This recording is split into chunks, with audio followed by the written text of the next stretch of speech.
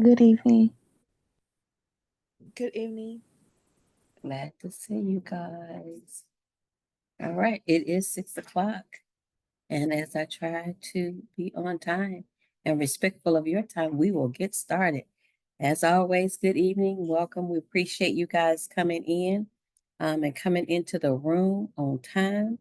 The quick notes that we always run through, reminders, check in and complete the post-session survey. The check-in, of course, QR code is up there now, and the link is in the chat. We will give you the post-session information at the end, survey information at the end. We do appreciate all of the feedback you're giving us, and we'll be using that information as we build our fall and spring program as well as next summer's program. Charge it to my head, not my heart. A little bit late getting that weekly reflections questionnaire out. I just sent it out today. So if you guys who will complete it, will go ahead and complete it and get it into us by Wednesday noon. We'd appreciate it. If you're getting value from this this summer's sessions, seminars, please share it with your classmates and friends. They can sign up now for Ignite and then, of course, be on the advanced mailing list for the things we'll be doing during the fall and spring semester, preparing for next summer. Share it with your organizations, put it out on your social media platforms, follow our social media platforms and tag us in the chat, especially if you've gotten to use any of the tips and tricks we've taught you over the past 6 weeks. This week's special session is Mastering the Basics of Communication Part 2. That will be held on Thursday at 7 p.m. with Dr. Danielle Figgins. So we look forward to seeing you there. Even though it's optional, it will count towards your number of sessions attended. So if you're going to make comments, which we hope you are going to engage with us tonight, please let us know your name when you make your comments, whether it be or ask your questions, whether it be in the chat or whether it is coming off of mute to talk with us, just so we can know who's engaging with us. And before we get started, if you would put your name, major, the company that you are interning or working for this summer, and where you are located right now during this summer, we would appreciate it, just so we can know who we're talking with, who we're engaging with. Thank you. So let's get started. I'm still Michelle Jones, haven't changed. 84 graduate of the University of Arkansas at Pine Bluff, non-teaching in English. 40 years plus in many, many areas. This is just a few where I've spent probably longer time than some of the other gigs I did. And these are just a few roles that I've had over the course of those 40 plus years. So tonight we're going to talk about link up and level up, building teams and teamwork, building networks.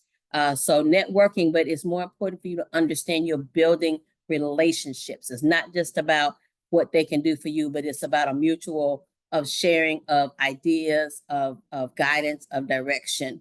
So building connections with purpose and heart. Take a moment, if you will, take a picture of this slide if you have not already done so, to see who the coaches are and what majors they're supporting currently. We do have some open coaching positions. So right now, if you don't see the majors under the other 7 coaches, I will be able to direct you to get assistance, if that be me or if that be another coach that's helping out. Okay, so we're going to talk about just a moment authentic connections and what that really means. Our world is full of fast follows and surface level exchanges, be it on the text, be it in our social media, dropping in the DMs. But now we want to really talk about being authentic in our connections, being genuine in how you show up in teams, at work, in your conversations, in those spaces where you will be networking and building relationships. We want to make sure you know how to make these authentic connections so that you're set apart from everyone else. Today, we're going to, I want to encourage you to lead with sincerity. Again, we're not talking about perfection. We're not talking about performance. We're simply saying be sincere when you're making these connections in your teams, when you're in these networking environments. It doesn't matter whether it's a classmate, whether it's a group project, whether it's a team at your internship, whether it's a summer job and you are part of a crew. You want to introduce yourself, or when you're introducing yourself to others, maybe in your field, or maybe just in general. You know, we are in the business of making sure people know who we are when it comes to connecting authentically. But we want you to bring your real self to the table. We want you to put aside the I guess anonymous relationships we like to have, especially with social media currently.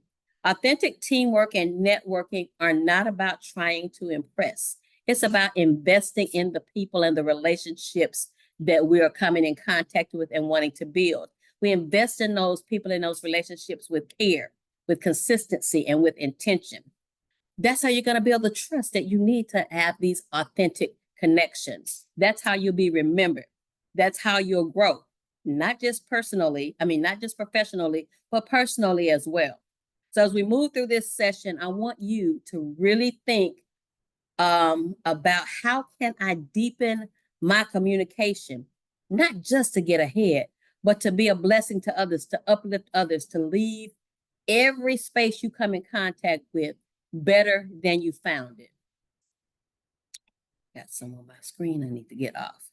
So with that in mind, why does this matter? What's important about this conversation of teamwork and networking? When we hear those words, a lot of times we're thinking about these are just, check boxes in the scheme of our professional life, right? In the scheme of trying to get ahead. These are things that we've been told we need to do in order to build our resume, to land a job, to grow in a company. But really, teamwork and networking is more than that. They're not just skills, but they're experiences which will shape who we become. The teams we work on teach us what? How to communicate, how to lead, how to listen, how to make adjustments. The people we meet through networking, and that's again with an intention for building relationships, could be a peer, a mentor, or just someone who actually believes in us and is there encouraging us. Those people can open the doors we didn't know existed. I think we talked early on with the professionalism and presence workshop where Ms. George shared about what will people say about you when you're not in the room. That's where it starts. This is where it starts, building those authentic connections so that when they're in rooms and opportunities come up, they're there to bring your name up in that room. They're there to talk about your best and most authentic self because that's what you led with. That's what you've shown them. So let's remember, we're not just building a resume. We're building a reputation, a brand. We're building a community. And that's what's going to carry you farther than any bullet point on that resume ever could. So when you think about the best team experiences you've had, give me some thoughts, some comments, give me some words that you'll associate with the great team experiences you've had, whether it was in class, whether it's on a job, whether it's in your student organizations. Anybody want to come off chat or drop it in, come off mute or drop it in the chat. Respect, thank you. What else?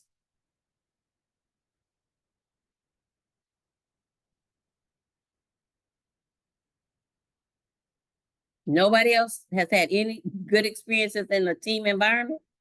I have one, but I was just trying to think of one that wasn't on the screen, and I thought of relatability. Having a team that doesn't feel like somebody is like, the boss, even if they may be or like in charge, everybody feels equal. And you can have a conversation and you don't feel like you're out of place. Good. Yeah, I love that story. I love that. And so it wasn't just about the project, right? Or the goal that the group had. It was about you felt like you could be heard. You felt like what you had to say, what you had to contribute mattered. So it ended up being more about how we can work together, how we can be respectful, how we can share and all feel like we are a part of this team and adding value. So the strongest teams are built on three things. Anyone care to take a guess?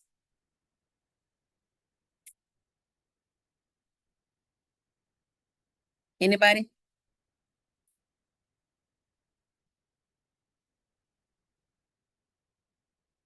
Nobody? Okay. Well, trust would be one. I think you all would agree. Honesty, yep. Trust, yep. Good. And then mutual respect. So Ms. Story gave us respect. Audrey talked about honesty, and someone else in the chat put trust, but I can't see back that far. Yes. So that means those three things are really more so just about how we ought to govern ourselves in life generally, right? We ought to be trustworthy. We ought to be able to give mutual respect, honest. And then when it comes to working together as a team specifically, we have shared goals or common goals, right? So with trust, that means you know you can rely on that other person. When you're sharing the goals, that means that everybody knows what it is that they want to get to and what that success looks like. And then respect, of course, is being valuing rather how each person is able to contribute. It's also important to recognize that everybody brings something different to the table, right? We are all different people. We all have our things that we do well. We all have those things that we can use assistance with, right? Some of us are natural leaders. Some of us are great planners. Some of us are the encouragers. Some of us are just a support that just kind of grounds the group. So we understand no matter what your role is, they all matter. Everyone's role in a team matters. Teams don't work well without people who are concerned about everybody in the group, so they check in. Teams that don't have somebody to plan and make sure the details are organized. People in groups need someone that's that cheerleader that's going to keep out. Come on, team, we can do it. Keep that morale high. So leadership, as we talked early on, isn't about who's the loudest. It's about making sure that the group moves forward together. So when you're back in your teams or in a team environment, I want you to reflect and ask yourself, how am I showing up? What strengths am I bringing to this group, to this team? And how can I value the contributions of others just as much as I value my own contributions? And jump in at any point, guys. So communication in teams. Obviously, we've talked about communication pretty much in every presentation because that's key, right? We talked about, I think just this past week, we talked about communication being not just about what you're saying, but also about what you look like, about the inflection, what your body language is showing, what those facial expressions are doing, those gestures. Teamwork needs strong communication. So if you think about building a house, that's how teamwork is. Without a strong foundation, which is communication, that's like building a house without having a blueprint to make sure that that foundation is secure and firm so that that house will not fall. The best teams don't always agree. You need sometimes those differences of opinions to just push you forward, to make sure you're not stuck on something and you consider all the angles. And you need, like Story said earlier, to feel respected or to feel related. The leadership in that team needs to be relatable so that everybody feels like they can, throw that angle. I'm that person that always, comes from the side, and I'm always the one to say, well, have you thought about it this way? Not that I think that it's a right way, but it's just, I try to think about every place, every piece, every direction that something could actually go, and all inclusive, especially if I'm dealing with a group that we're trying to determine something about people. What's that impact going to be? So you don't have to always agree, but you do have to know how to communicate in that sharing of the difference of opinions. Even when it's hard, sometimes it can be hard to communicate in certain environments because you don't, you have your own feeling on how that information may sound. But at the end of the day, it starts with listening. Go ahead, Ms. Corley. I just wanted to ask, how many of you guys have ever been told that you don't have a poker face, or that people can see what you're thinking on your face? Yeah. Raise your hand or put in the chat or tell me if that's the case, and what do you do to try to manage that? Because when we talk about communications, your facial expressions, as Miss Jones mentioned, is a part of that communication. And I know sometimes we tell all of our stuff with our face, and so, and then we act like we didn't say it. You did, because they can Right. see it. Yes. So anybody want to talk about that? I know for me, I have to work on my poker face, and that's just an intentional thing you have to do.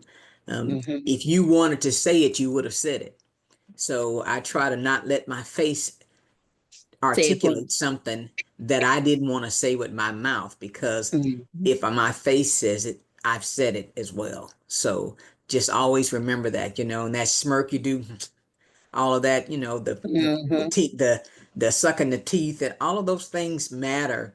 Even how you hold your arms when you're in a situation, and that shows that you're closing off. So Mhm. communications is more than just your verbals. That was it. Exactly. Yeah, that's a good point. You can be you can be listening, but if your face is showing you're anything but want to hear what the person says, you're still indicating a negative vibe on the team. So it's real important that if your face is gonna say it, then you need to say it. So because your face might tell them something different than what you actually meant to say. But definitely when you're talking about communicating in teams, it does start with listening, not just waiting for your turn to talk like we like to do, especially in relationships. Sometimes it's like you're just listening. You're just waiting till they stop so you can say, as soon as they say XYZ, you stop listening because you already got a defense that you want to say to them. And so you're not really hearing what they're saying. So making sure you're listening, hearing what they really have to say, listening deeply, pick up on what's said, pick up on what's not said, even, watch what their body language is showing you. Watch what their tone is indicative of. That way you can show people that their voice is valued, right?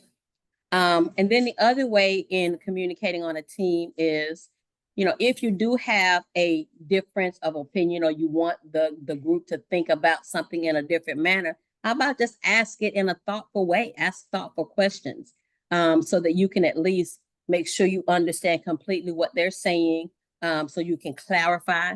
And then also that helps to keep the conversation growing. It's not good to just allow assumptions to sit out there and not really let people truly understand. Really not you to let the assumption stay out there that you think it's this, but it may not be that. Go ahead and ask, right? You want to make sure that as a leader of a group, you're allowing your group to be curious. And again, that falls under the respect and the relatability characteristics when you're talking about a team. So we've talked about this before as well. One of our most powerful tools that we like to give, we don't always like to receive, is what? Feedback. Feedback. Yes. We love to tell people about themselves, but sometimes we don't want them to tell us about ourselves. But you know what? Feedback is a gift. Go ahead, Miss Corley. No, finish your statement. Oh, Finish what okay. you're saying. Feedback is a gift, and it actually allows us to grow, to become better. Even sometimes in the case that we talked about earlier in the earlier session, when we talked about what if the feedback isn't true, it still allows you to understand a little more about the person giving that feedback and why maybe they're giving that feedback, or at least you understand, okay, there's a situation here that I need to I need to have a knowledge of so that I know how to operate. Go ahead. So the other thing I'll say is, from a feedback perspective, you Mm-hmm. want to make sure that people are comfortable giving you feedback. And Mm-hmm. so how you receive feedback Yeah. in one instance will determine whether or not they'll give you additional feedback. And so Mm-hmm. Ms. Jones said feedback is a gift. So if you don't get the feedback, you can't improve on something, and you don't Right. know what the perspective is. So sometimes we can um, not take some feedback positively or in a constructive way, and that will hinder you from getting feedback in the future. So keep that in mind. So Okay. just think about it. If you, maybe you didn't do something, you did a presentation or a report, and that report had some errors in it, and the person would have told you about those errors, but because you didn't handle a previous situation, they're not going to give you that feedback. So now you're continuing on with that error. And so then it continues to create other problems for you. So when we say feedback is a gift, it really is. And you have to be open to receive it, but you also have to help other people be willing to give it to you. And I was in my earlier statement, I saw Miss Roberson sound like she looked like she had something she wanted to add. So I just wanted to open the door for her to add anything she wanted to add. Miss Gloria. Well, no, thank you, Miss Corley. I was just thinking more so of the emotional intelligence. I think Miss Jones was talking about those nonverbal cues, and my brain was really going because sometimes a person can say one thing, but their actions speak louder than their words, right? So their Right. facial expressions are rolling the eyes, or like you said, the smacking of the lips, or the or those little, those gestures. Those nonverbal cues are just as important as those verbal cues, and the emotional intelligence of it all as well. So I was just thinking about a lot of things. So see, you picked up on my nonverbal cues, and I thank you That's for right. that. Yes, thank Right. you. All right. So one of the things as leaders, and that's all what we have in this group, our elite Panther professionals, it's that we have to know how to give feedback as well, right? There's a quote out there that says, "Clear is kind," right? And oftentimes we struggle with being honest because we feel like we're gonna hurt someone's feelings. But if you say it with kindness, it matters what you look like, it matters the tone that you have, it matters how you dealt with them all along, right? So if you want somebody to truly get the feedback that you're trying to give, be honest, be clear, but say it with kindness. That will help the team to grow, to get stronger, to move forward together. Because in the end, it's not really just about getting a task done. In teams, this may be a team you're in ongoing. So in a team, you want to make sure you're creating a space where everyone feels heard, seen, and supported. So we had a little conversation early on in the session, in the seminars, that brought in a conversation about mentorship.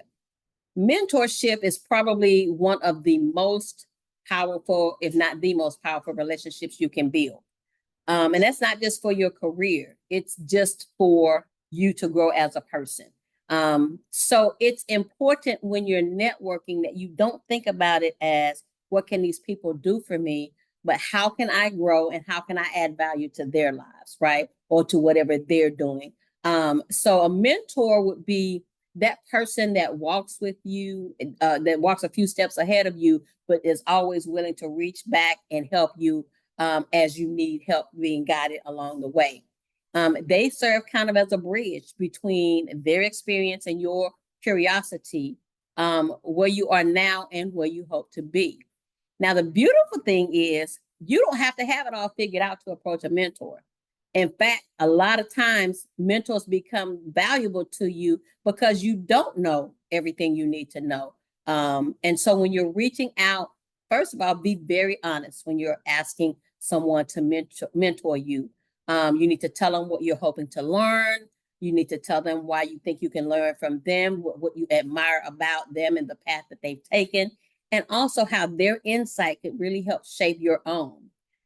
You want to approach that conversation with humility and gratitude, and that will go a long way in establishing that kind of relationship, that mentorship relationship. Ms. Corley. I don't want you to stop. I want you to always finish before I come in. But I was just thinking about from a mentorship perspective, you want to make it as easy as possible for someone to mentor you. So if you make it difficult, they won't want to have that relationship because guess what? They're already busy. And if they weren't busy and if they weren't good at what they were doing, you probably wouldn't be asking them to mentor you. Okay, so keep that in mind. So you want to make sure you're on time. If you have setup meetings, you want to be the ones initiating those conversations and setting them up. And if you got topics you want to talk about or help from them, you want to make sure you let them know so they can be prepared and their time is, not, you're not wasting time with them trying to figure out what what you want to talk about. So give them as much courtesy and make it as convenient as possible for them to participate in that mentorship. So being on time, making sure you're setting up the meetings. Ms. Jones mentioned being clear on what you want from them. And so if you think about a mentor like a coach, they're there to help you get through some situations, to give you insight on how to handle certain things, what you might do in certain situations and things of that nature. But in order for them to continue to want to do that, you have to make it as easy as possible for them. Exactly, exactly. And it's important to know that mentors are all around you. There are mentors who may be student leaders, they may be upperclassmen in your majors. It could be your professor, it could be staff on campus. So don't look for people with titles to have to be your mentor. It could be someone who doesn't necessarily have a title, but they've achieved some things or grown in some areas that you admire and would like to grow in. Do any of you have mentors, and what you like to share about that mentor relationship?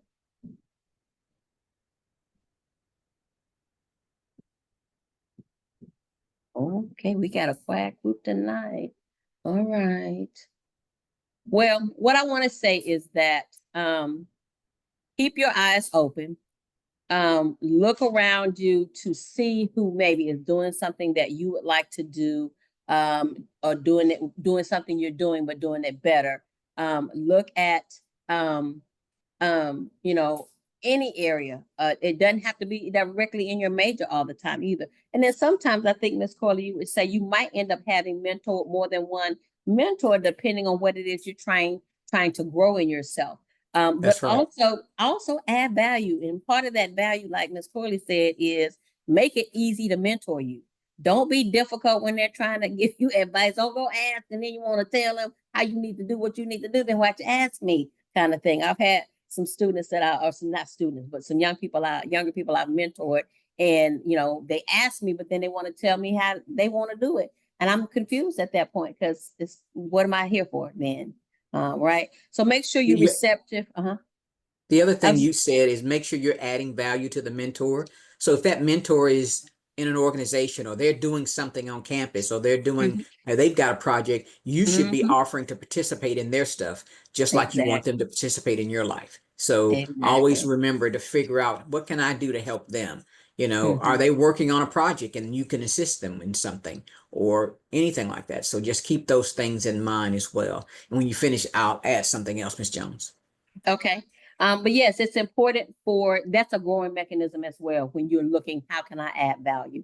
You never know what else you might end up learning in offering to participate in a event or support an event or take on a task within an event that could help to grow you in an area you weren't even considering you needed growth in. Go ahead. All right. So I just wanted to go back to networking, and I wanted to say that when I think of networking, I used to feel like it was a task that I didn't like to do because I felt like it was kind of fake. It's like I'm just trying to I'm trying to get around this person so that when I need them to give me a referral or something, then they'll help me. And that didn't feel very good to me. It didn't feel very authentic. It didn't fit my character. And so I had to change my perspective on what networking is. And so I started to think of networking as just building relationships. And when I changed my perspective on what networking was, I was like, I like meeting new people. I like having relationships and meet in learning about other people and them learning about me. That's what the relationship is. So if I change my perspective on networking and say, you know what, I want to build more relationships. I want to have more people that I know more about and who know me. And I'm going to create relationships or those relationships so that I can have that opportunity. When I did that, my networking circle grew extensively. So you might need to change what you think about net in order for it to be a positive in your life. That is definitely true. Yeah. That's good, Ms. Cole. If I can just piggyback. So when I talk to the students or even talk to my kids, my personal children that are in college, or in high school, networking is just having a conversation with someone, of course. And I love that you said, to change the way you think about it, right? It really is just having a conversation, getting to know someone, just as if you're, meeting someone new, and not looking for anything in return or you gaining something from them, but gaining knowledge of who they are and they gain knowledge of who you are as a person. That will probably eventually lead to a success for yourself, and not necessarily taking. You're giving and you're taking, you're getting something and you're receiving something, which is a good conversation. So look at it as just having a conversation with someone just to get to know them. And that's a good way to not feel that pressure of, oh, I don't want to be a taker. I don't want to abuse the situation. I don't want to think that I'm just having a conversation with them to get something from them, whether it's a reference level, a recommendation level, whatever it is. Let me just get to know this person, see what they're doing, how they are, how can, just whatever. Just think about it as a conversation, and that may be at ease as well. It'll ease your mind about the word networking because it seems so big, right? Yes. Mm-hmm. So the last thing I'll say about that is most people, leaders, would love to tell you about the work they do. If they love what they do or they like what they do, they don't mind telling you about that. And so use that as an opportunity. Can you tell me a little more about your organization or your role or the classes that you teach or what you're doing on campus and how you like what you're doing? You just ask a question and people will say that person's inquisitive. They ask some good questions and then they'll ask you about yourself. And then you've had an opportunity for both of you to learn about each other. And when the opportunity comes where you need that person again, an authentic conversation opens the door for you to come back to them if ever you needed something, that reference letter, so whatever the case may be. But it's the building the relationship first. So when you make that ask, it's an authentic relationship. Right. And that is important too. When you get to know the other people, now you even know more about, oh, I never thought this person was, so well versed in this area or so, at such a level in this area because you just, oh, that's their title. Let me go. But if you think about it, like for me, I don't meet strangers. I go up, I just talk to people, and I've met so many people who I've been blessed by just because I don't mind having a conversation and sharing about common goals after I find out what they're about, right? Getting to know them and the value that they brought in what area and whatever area is their area. So it's really just about a conversation versus a selfish mindset of, okay, I want to meet that person, that person, that person, that person because they can get me ahead. But I just want to meet them to know what their life is about. What is their story? And understanding their story, sometimes it even, gives you, oh, I didn't even know that was a thing kind of option. So yeah. So we'll segue from mentorship.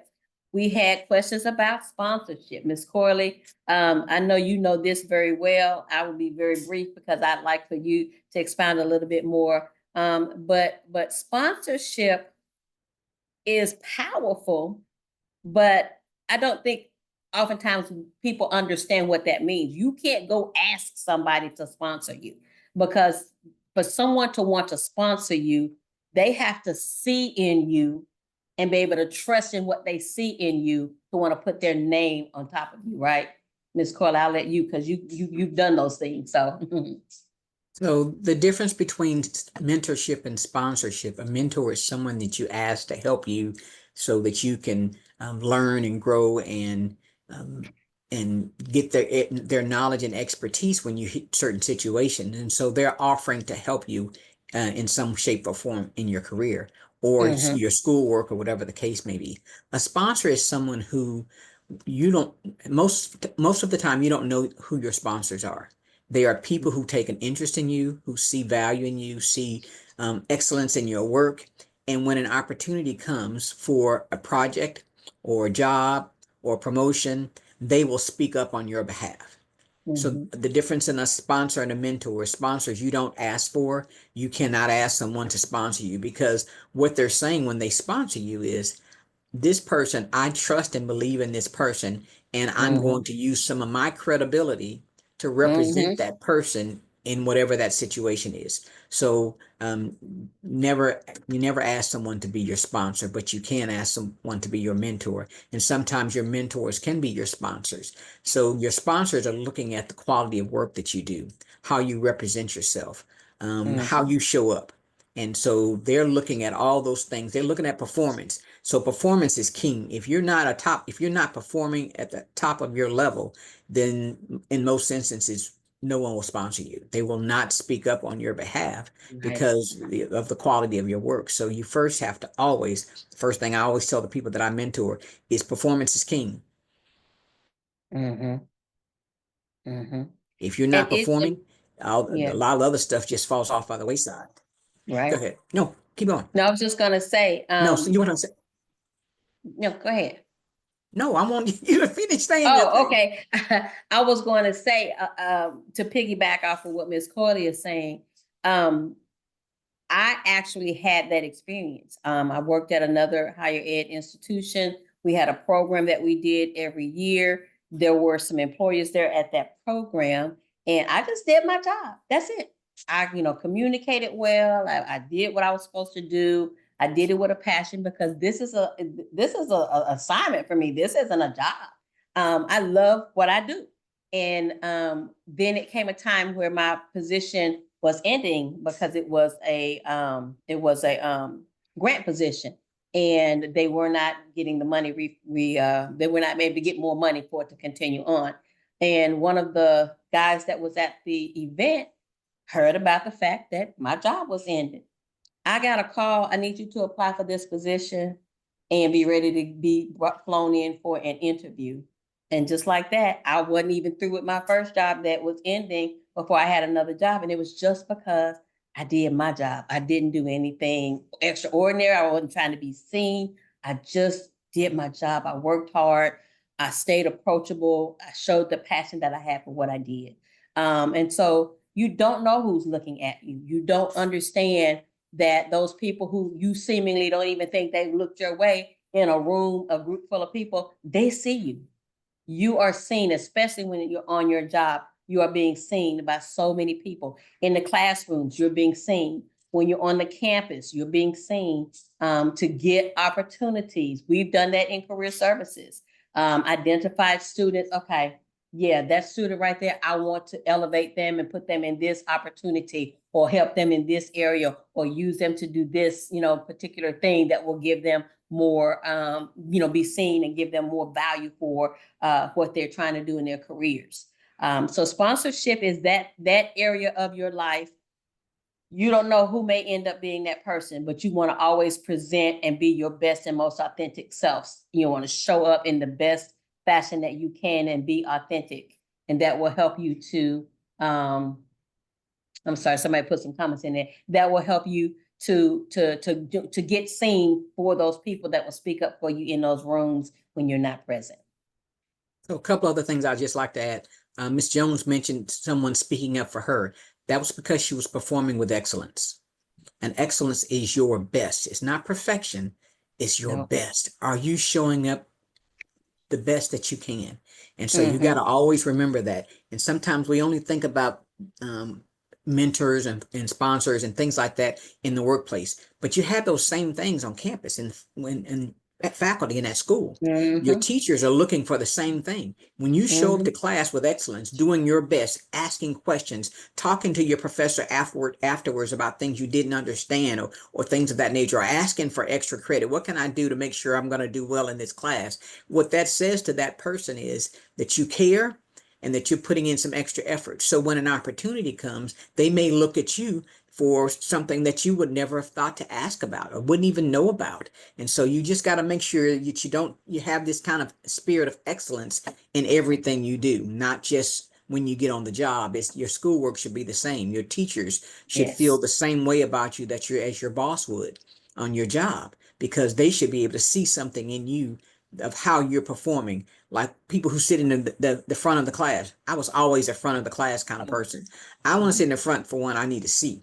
And the other one is I don't want to be distracted. And so that's why I would sit in the front of the class. And so when I go to class, I take advantage of every moment that I was there. And so I didn't let people take away from the time that I needed to learn. And we can talk afterwards. But when I'm in class, class keeps me, when I pay attention in my classwork, it allows me to spend less time on my homework. Mm-hmm.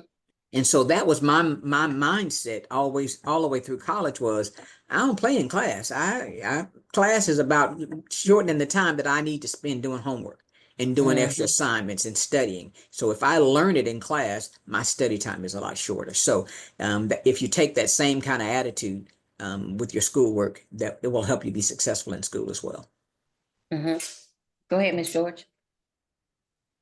I was gonna say I like everything that was said. I like how Miss Corley mentioned showing up with excellence.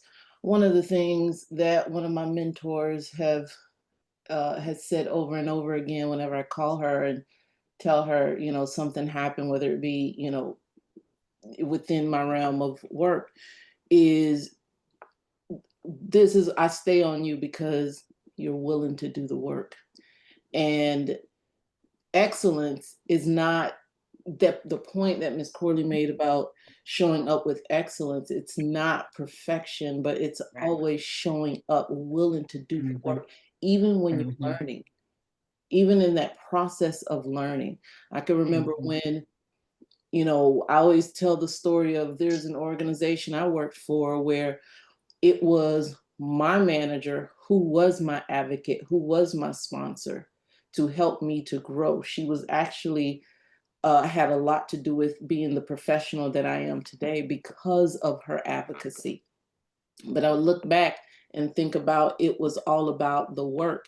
So you have to find students as you're interning, as you're on these internships and on campus, become a student of you, understand what your goals are, what you want, and and be willing to build those relationships, because people, you never know who is watching and who is willing to take that walk with you.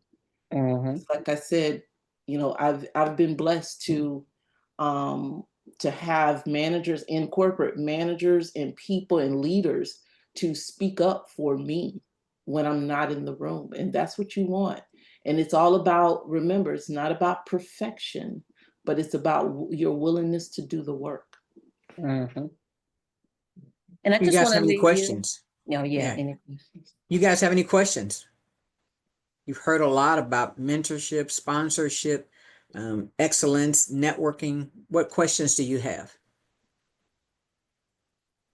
I had a question about sort of from earlier, like returning value to your mentor. You know, like when you're only in a space, you know, like you're in a 10-week internship or something like that, like sometimes it can be hard to, you know, find a way to, you know, like repay, you know, your mentor, you know what I mean? They've given you all this help, like you've done your work, but it's like how do I show that I appreciate what they're doing for me? You know what I mean?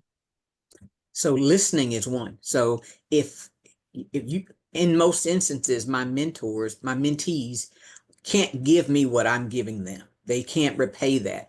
And so I don't look for that, but I look for that level of respect. I look for you to listen and take heed to the things that I share with you. That doesn't mean you have to do every one of them. So I tell the people that I mentor, I don't expect you to do what I ask, I don't expect you to do exactly what I'm asking you to do or what I would do. I'm expecting you to take the data and the information that I give you, analyze that with all the other information, and you make the best decision for you. And if you don't use what I gave you, that's okay, because you made a decision based on that information. But I do want to know that you took that into consideration. You don't just blow it off and say, you know, that wasn't good for me. No, I listened to what you said, and I really appreciate. This is what I would say to someone who I did something different than what they asked me to do.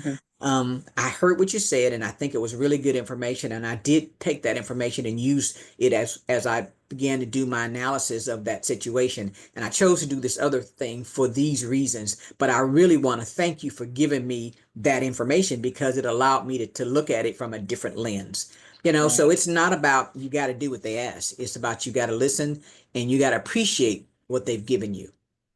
Right. Right. And if they really have And if added, you don't have, you can't give them something back.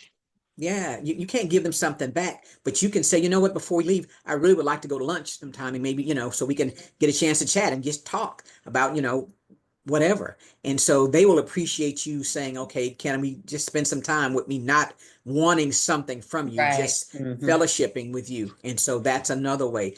If you see them working on a project and maybe they're doing something and you offer to help them, you see them, just putting some binders together for a class that they're about to teach. Can I help you put the binders together? I mean, just little simple things are help to people sometimes. And so Mhm. you want to see if you see an opportunity, take advantage of appreciating the people that who are giving something to you. Mhm.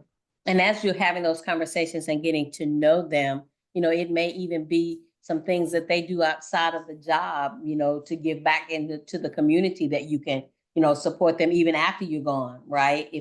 Especially if the job is in the area where you're living. And so, and then just staying in touch and saying, I really, really can't tell you how much I appreciate the investment you made in me when I was interning at XYZ QRP or whatever, wherever that opportunity existed.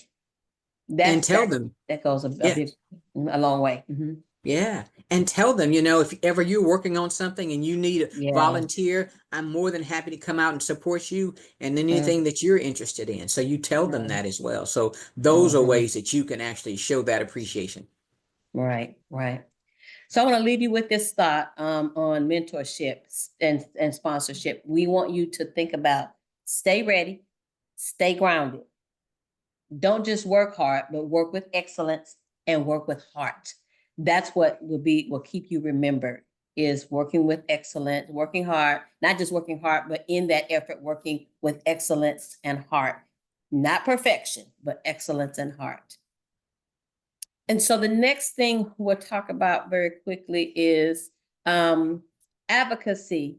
How do you advocate, right? How do you advocate for others? How do you use your voice to encourage, to uplift, to speak on behalf of somebody else, to recommend your friend, to include them in conversations, to make sure that you are standing up when people are trying to maybe exclude a group of people or exclude someone that's in your group, but they don't want to, give them that respect of being a part of that group. Advocacy is a powerful form of leadership. A lot of times it'll start quietly, but it does matter. It happens in everyday moments and it does matter. It is important for you to understand it can be something very simple, like recommending a classmate for a position, or again, just including someone in your conversation, standing up for them, celebrating them. It's about making sure that you're extending that feeling that you get of being seen and being heard and being supported. So give that to others. It is an intention on being courageous sometimes, because not all the time are our communities, the people that we hang around, receptive to you wanting to bring someone in that they've excluded. So it is intentional effort, and a courageous act because your voice has power. And so, just like we talked about earlier, reach back and bring somebody forward or standing on the shoulders of our ancestors. That's now you. You have some people behind you that need you to sometimes help to bring them forward with you or to stand on your shoulders to get to that next step. And so we want you to understand, celebrate those moments with your friends, your colleagues, especially if you can see that person has been struggling. Celebrate those small things, those big things, but make them feel valued, even if it's something very small or minor, a minor achievement in the scheme of things. For them, it was a big achievement, and help celebrate those efforts. The thing And I'll say about that is treat people the way you want to be treated. So if you saw someone and they're struggling, what would you want someone to do if you were struggling? If you right. saw someone who was not being included, what would you want someone to do if you were not included? And so if you Mhm. think about it from that perspective, then you'll treat people much better than you think. Mhm. Other And some- questions? Go ahead. I'm sorry, Oh, Ms. Jones. I was just gonna say, sometimes it's just about, you know what, I really enjoyed that statement that you made or that information that you shared, while everybody else might have been, but if you feel like that was a big effort for, especially if it was a big effort for the person, but even in general, just celebrate them, let them know it was great of them to stand up and share that information. And it was, something that, because a lot of times, sometimes, not a lot of times, sometimes in those friend groups, especially, the information can be great that you share, but because they don't like you or because you on a low man on the totem pole in the friend group, they want to, dismiss you and dismiss anything you have to say. And so making sure where you can be that voice to stand up and say, you know what, that was great. We really appreciate that, even if the rest of them are trying to do their thing in the negative way. Go ahead, Ms. Corley. We were asking for questions and comments. Yes, questions. Any other questions?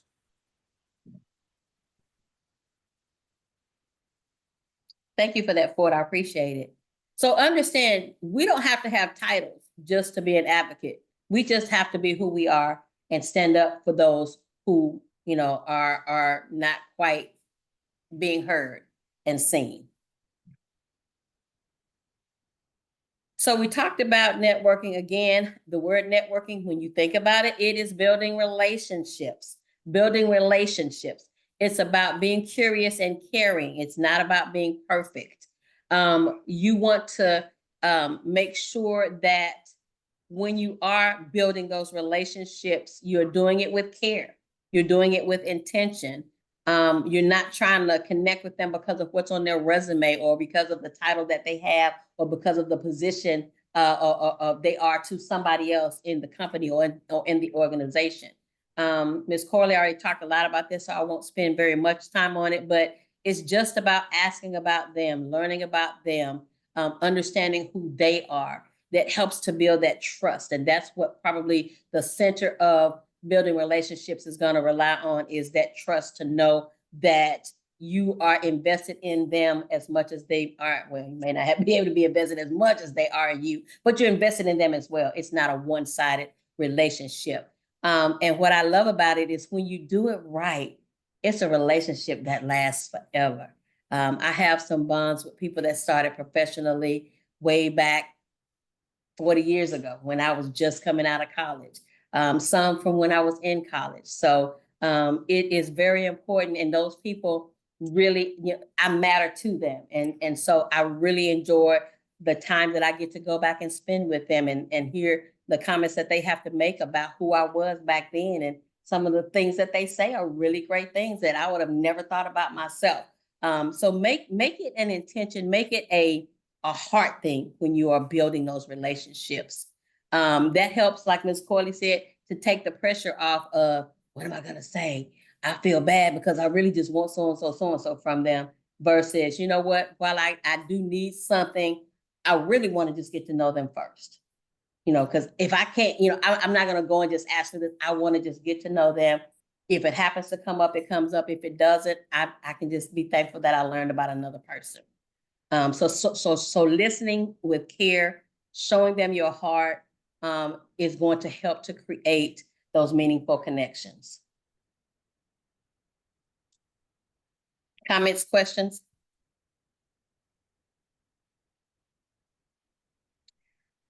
So some mastery tips, being kind, having a warm conversation, but professional. When you introduce yourself, let it be with heart and confidence. Let it be with passion. Listen more than you speak, not just when in doubt.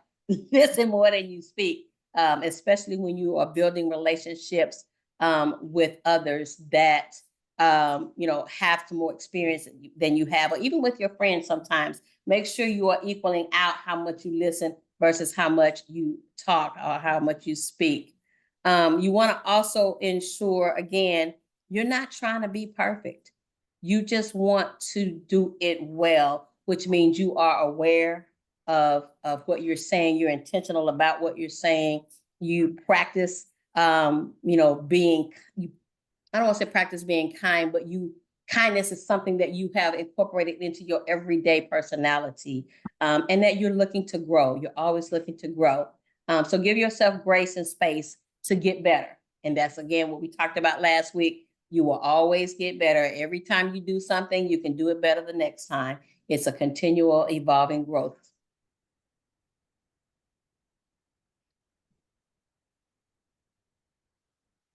So we talked a lot about many things tonight. One of the things that probably all of you already do is you are a part of organizations. You involve yourself in campus events.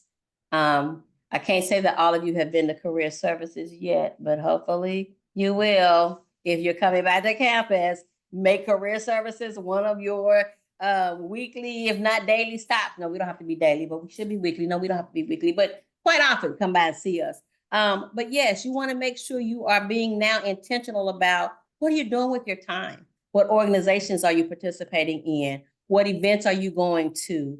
Where can you grow now that you've gotten some of these, once you get through all these seminars this summer, and those of you that are coming in from internships, how do you grow now? What else do you do? Being a part of different organizations and then looking to strengthen those skills that you found had opportunity, right? Not that you didn't do well, but just had opportunity for growth. So that's what you want to look at. What organizations, where can I go to grow some of these skills that I found I want to do better or I need to do better? Skills like communicating, relationship building, advocacy, all of those things you can already practice when you're in your organizations, when you're in the classrooms, when you're going to campus events. And of course, when you come and visit with us, we work with you on all of those things. So the key takeaways. I want to leave you with just a couple of things. I want you to remember you don't have to have it all figured out right now. Your life, the career that you're planning or working towards, and your growth, it's a journey. No one walks it perfectly, and you don't have to walk it alone. You got a community, you got classmates, you've got mentors, you got the career services department, you got your professors. You know many people who are here to support you. The second thing I want you to remember is every conversation you have is a chance to plant a seed. Be kind, be encouraging, ask thoughtful questions.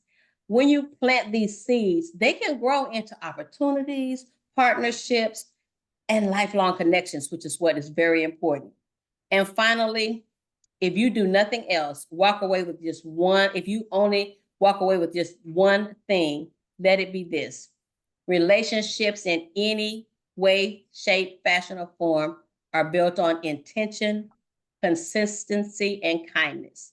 So you want to show up, you want to follow through, you want to treat people with respect and care because it matters. These are the things that will help you succeed and help you lead, lift, and leave a legacy. Ms. Courtney. I guess I wanted to add a couple more things. On the previous slide, you said something about meeting with the career services and going to see them. What I recommend to you all is that you should build a relationship with your career coach, whomever that is. And just think about it. The career fair is probably like 3 to 4 weeks into the semester. So it's not really that far in. So make sure you're going by there and you're reviewing your resume. You're having those conversations. You're attending some of these sessions where they're talking about your elevator pitch or just your communications and things of that nature, or preparing for the career fair. Go and attend those things and find out what's going on. So use those things as great references to you. And sometimes we'll think that we've got it and we're good at this. And so I'm good at interviewing, so I don't need to go and sit in on some of those sessions. And I will tell you that every time I go to a session, even if I'm teaching it, I learn something. So I use every opportunity to practice my skills and hone in on being better at what I'm doing. And so when I was interviewing years ago, I used every interview as a training for the next interview. So I did a lot of interviewing just to get good at interviewing for the one I really wanted. So don't think I've got it. Take advantage of all the tools and the tips. And these are things that we didn't have. So we're trying to make sure you guys are getting tools and things that we didn't even have when we were coming through school. And a lot of schools don't even offer some of these. So you are really getting a great opportunity. Don't waste it. Yes, for sure. So the hour is at 7. I just want you to leave with couple of reflections here. Think about what kind of teammate you are, what kind of connection you want to be remembered for, and know that you are worthy of support and that you can support others.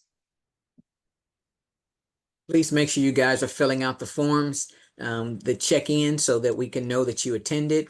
And the surveys are really helpful in helping us better prepare for the fall, not only for you, but for other students. So whatever things you are gaining from this, please let us know. But things that where we are not sharing or we're not doing what you need, we also want to know that as well, so that we can Yes. in the future provide those services to you. So please help us out by filling out the surveys, but also make sure you send in your attendance so you can get the incentives. And we thank you for your attention this evening. If you have any questions, we will remain to assist with those questions, but that is all for our formal presentation. We do have a bonus session Thursday, Mastering Communications, if you guys want to attend. Thank Thank you, you. guys. Thanks, everyone. Have a good night. Have a good week. Good night. Thank Bye-bye. you. Thank you. Thank you. Boyd, how did your presentation go? Yeah, it went pretty well. It made me even more nervous when I was in there because we had a bunch of subject matter experts, basically for Ooh. all of the different facets within our engineering group. So it was Mhm. nerve-wracking. It went fairly well though. Overall, I got all my points across and everything. They asked me some good questions. I had some pretty decent answers, I think.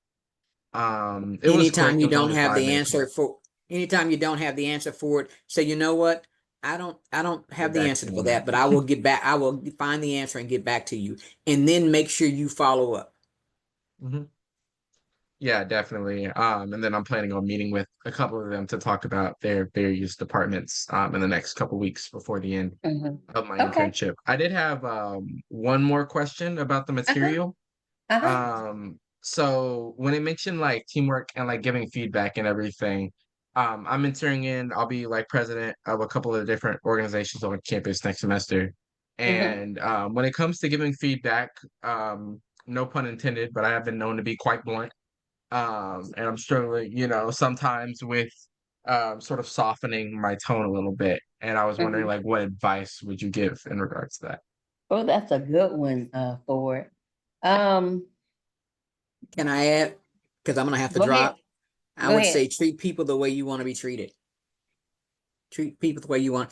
It's okay to when people say blunt, I don't mind giving constructive criticism. I don't mind telling people when they're the information, but how I do it matters, and people can receive it. So one of the things I tell people that I mentor is you can be right or you can be effective, but you can't always be both at the same time. So if I want to be right, which is, yeah, you should have done this, and that's a true statement. But an effective way to give that person that information might not be, you should have done this. It might be, I wish that you had will get this opportunity to share this information, or this, hopefully this won't negatively impact you. Whatever you've got to say to make it softer so that they can receive it. And you have to think about, do I want them to change their behavior, or do I just want to yell at them? Which one do I want? And if the objective is for them to change behaviors, then you've got to say something that will help them change that behavior. One of the other things that you also can do is think about, the way I would approach it. And coming out of the military, I was pretty blunt, pretty direct. I didn't mix the words. I didn't have all the flowers initially. But one of the things I would always, even with my children, I will ask, how could you do this better? I'm gonna let you critique yourself first, right? How can you do this better? Do you feel like that things could have been done any differently? Sometimes they will come to it on their own. And then you don't have to necessarily be, like you said, direct or blunt. If they don't quite get it, okay, that's some good feedback. So did you consider, or have you considered, if you had come this way, how do you feel they would have reacted? So just kind of walk them through actually thinking through the scenario that you're trying, of the behavior that you're trying to get them to change, or you feel like needs to be changed. It's the importance that Ms. Corley hit right on the head is not necessarily just what you're saying, but how you say it. Like she said, direct could be, you should have such and such and such and such. versus did you think, I mean, do you know of any other way you could have done that? How do you feel you did? I usually just let them talk about it first. And typically through that conversation, they'll start thinking about, oh, okay, yeah, and come up with it on their own sometimes. But if they don't, then like I say, you can just add to it. All of that was great, starting with the good things. And then, can you look into adjusting this? I think if you adjust this will be how, this will be the response next time. All of those kinds of verbiage or avenues of just trying to get them to see it first, or just showing them an alternate way of kind of doing it. Now, if it's something that they have to change, then, the old standby, our policy requires us to da da da da da da da, or the directives that we're given from XYZ is da da da da da da da. Yeah, I understand that this is, what's how you, did it or felt comfortable doing it, thought it needed to be done. But in order for us to stay compliant, we'll need to da da da da da da da. So really, it's going to depend on what the feedback is about. If it's about something that has to be done a certain way, then you've got policy and directives to support that. You still want to be, soft in your conversation as far as, well, the director says, it's a totally different thing with the tone and with, the volume that you're using, all of those things. I tend to, when I'm going to say something that's might not necessarily be received well, I will tend to talk lower. That causes them to have to listen more intently to what I'm saying versus to shut it out because I'm so loud and they're taking on what they're receiving, the energy they're receiving versus being able to hear what I'm saying. So it's several different techniques that you can use, and we can talk more about, if you have any specifics that you want to run by somebody before you have to do it, once you get back on campus, we're there for you to do that for sure. But a lot of it is think about if it had to be said to you, how would you like for it to be said, right? What verbiage would you receive the best? How they said it, how somebody says it to you, how would you like it to be said? So, or even better, a sibling, a sister, a mother, sometimes I can take anything, but if you talk to my mama that way, you know what I'm saying? Think about whoever that most important person is in your life. And if you had to say, if somebody like you had to say that to them, how would you want them to have said it to them? So there's a lot of different ways you can look at it to kind of figure out how to say what you need to say with authority and confidence, but also with heart, with kindness, with compassion. Good question. Thank you. Mm-hmm. Well, I'm glad it went well. Did you use some of the techniques we talked about? Yeah, I tried to use some of the roots and stuff like that. I was assigned to do this or, just kind of phrasing it out. Like that's how I typically speak anyways, but just sort of trying to spread it out into what was the scenario, what did I did, this is why I did it. Trying to space it out into things like that. And then, just trying to focus on mitigating different things like, pause words. I tend to do a lot of ums and ahs, trying to slowly mitigate those, try to make those out of my speech, get those out there. But trying to take more, careful pauses instead of, just keep trying to talk. Yeah, filler words. So after the questions came, did you think about ways that you can prepare next time to think about what questions you might get? You don't have to, it's not an answer I need you to tell me anything, but some of the things that I would do after presentations where I needed, I had people that would ask questions is to think about how could I mitigate those questions next time? How could I, forecast that may be something I need to address? So. Yeah, that's what I typically tend to do. Like if there's a question, that I just couldn't answer. I felt like I answered pretty much all of the ones this time. There weren't any that which but like a lot of what I try to do is just whatever I'm talking about in my presentation, I try to be as much of an expert as possible. Of course, it's not always possible, but know some of the basic questions they may ask based on what I'm saying during the presentations. Right. Like, why did I do this thing? Because I specifically mentioned it during my presentation, so I better know why I did it. You know what I mean? Exactly. So, okay.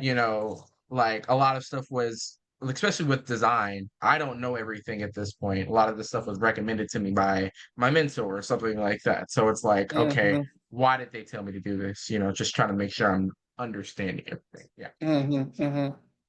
Okay, okay. So can I give a little bit of feedback? Yep. Because I have the same problem. Hmm. Quit landing the plane, boy, quit landing the plane. I'm sorry. I'm sorry. I'm trying. I'm trying. No, it's nothing to be sorry about. It's just something that I've started doing this to keep myself because I get real animated with my hands. They're just all over the Mhm. place. You think I was doing sign language or something, but no, just you know, it part of it is just the excitement of what you're telling. Part of it is the nervous energy that's just naturally flowing through you when you are up and saying something in front of a group. So, but yeah, I just kind of wanted to know how what we took you through, did it help any? What, and then as always, I like to tell students, go back and think about what you did, what you said. Were there questions that you should have been prepared for that you didn't think about, and how do you like be prepared the next time you have to do something? So, but thank you for that feedback. I appreciate it.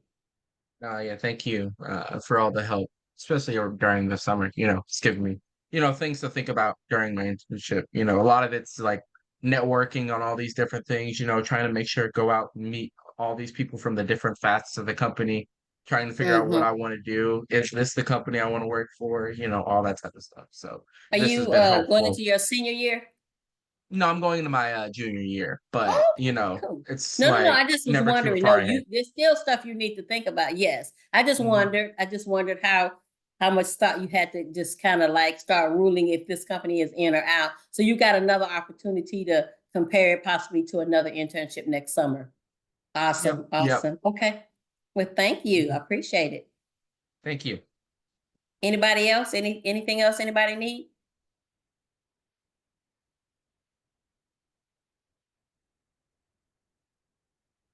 All right. Well, we will see you guys at the next one, maybe Thursday night. Bye. Bye bye. Thanks for it. Bye, everybody. Good Thank you night, all. Have a y'all. great evening.